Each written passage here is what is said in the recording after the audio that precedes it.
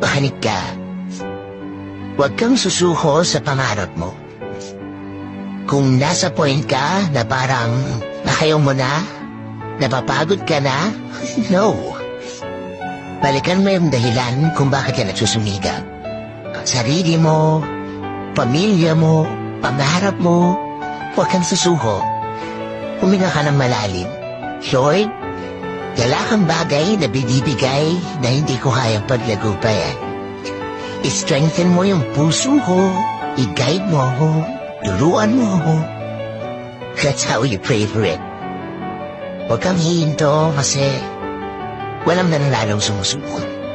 Basta manalig ka at magtiwala ka lang.